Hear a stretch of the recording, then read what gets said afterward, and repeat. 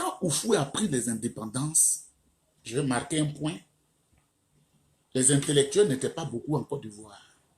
Tu as fait le CM1, tu es un grand type, on te donne un gros poste. Il n'y a pas bac, il n'y a rien.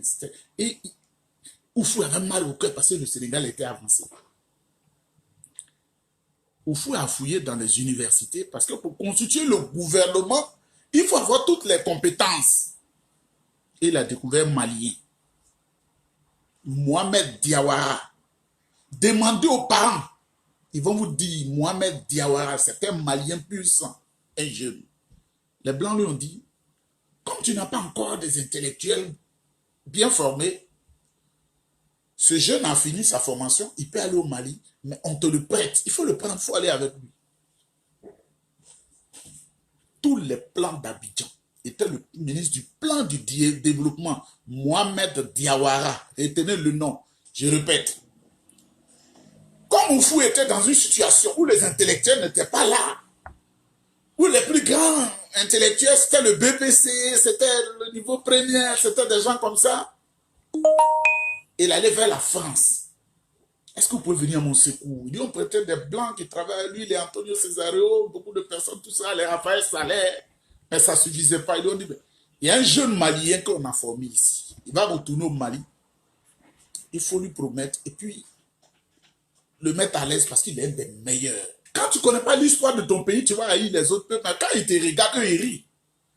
Et Oufou est venu à Mohamed Diawara, ministre du plan et du développement. Tous les plans que vous voyez ont été tracés par Mohamed Diawara aux côtés d'Oufoué-Boigny. On dit, troisième pont, c'était déjà fait, en 1974, c'était déjà arrêté.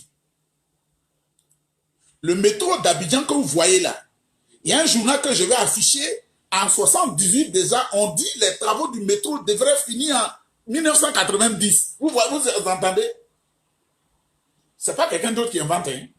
Mohamed Diawara avait déjà tracé ça. Troisième pont. C'est lui qui a fait le plan de San Pedro où on a mis le port, Mohamed Diawara. C'est lui qui a dit aux vieux, au lieu de disperser les fonds, parce que Bédié était à la manœuvre, quand Mohamed Diawara trace des plans, c'est Bédié qui décaissait, il était le ministre de l'économie et des finances, et Mohamed Diawara et Bédié travaillaient ensemble.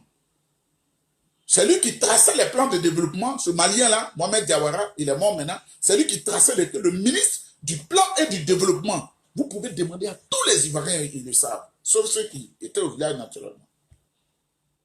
Les plans agricoles, ils s'associent à Bracanon, ils font.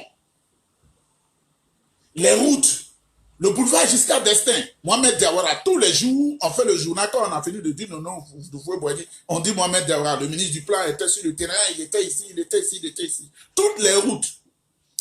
Il a dit aux vieux de créer l'AVB, aménagement de la vallée du Bandama.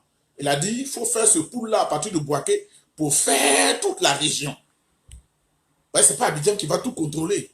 C'est que vous appelez décentralisation. Aujourd'hui, les gens entendent ça, ils sont effrayés là. Mohamed Diawara, le vieux a dit, c'est une bonne idée. Il a proposé une autre idée pour faire un plan d'aménagement de l'Ouest.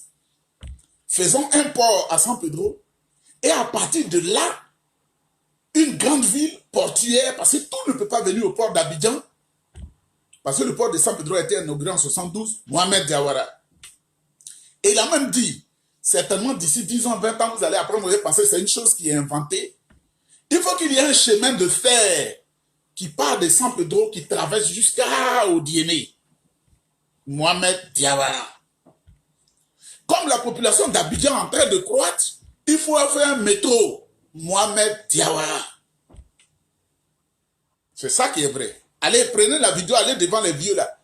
Je rends hommage à la mémoire de ce grand homme qui a aidé à la construction de la Côte d'Ivoire. Tous les grands immeubles que vous voyez au plateau là, où il y a les tours administratives, c'était le camp militaire que vous voyez là, l'état-major, le camp militaire arrivé là. Mohamed Diawara a proposé aux vieux de faire les tours là. Le vieux avait voulu qu'on rase la partie de 13 villes là.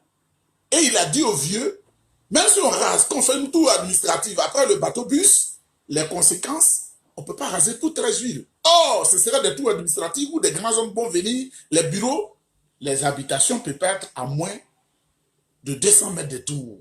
où des enfants vont crier, où des gens vont faire chose, on n'a qu'à faire ça au plateau. Où il n'y a pas de place au plateau. Il lui a proposé le vieux, en a parlé des espions. On dit, oui, c'est que Mohamed a dit, ils ont rasé le camp militaire qui était au plateau. C'est le camp militaire. Ça, c'est vrai. Je veux que les gens sachent. Quand tu sais, on ne peut pas te tromper. Ce Malien-là, il a aidé beaucoup au développement de notre pays. Les routes, tous ces grands caniveaux à Yopougon, tout ça là. Vous avez vu, un étranger était à la manœuvre dans le pays. Vous avez vu comment ils ont viabilisé Yopougon? Vous avez vu? Les grands caniveaux, les routes, premier pont, troisième pont, deuxième pont, tout ça là, c'est Mohamed Diawara. Il faut demander aux aînés là. Le pays que Oufou a mis dans la main de nos parents. On est ici, on apprend que chaque jour, l'eau tue des gens. À la rivière, à la rue ministre. Partout, l'eau tue des gens. On est ici, on apprend, on nous dit. Vous voyez comment ça fait pitié? Je voulais rendre hommage à cet homme.